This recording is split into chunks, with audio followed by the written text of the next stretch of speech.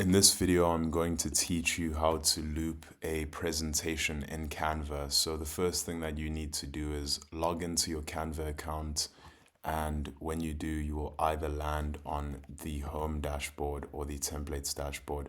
Now, from wherever you currently are, navigate over to the left-hand column and look for projects and click on projects.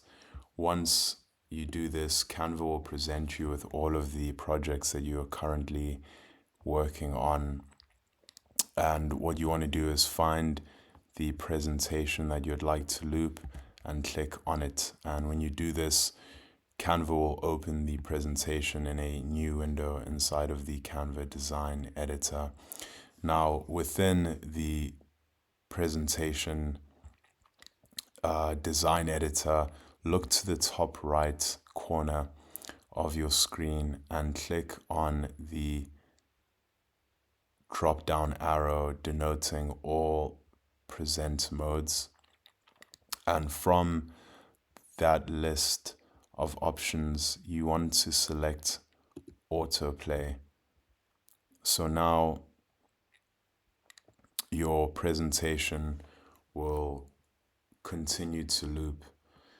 Even once it gets to the end, it will just keep playing over and over again. So we're going to wait for it quickly and let it play through. And there you have it.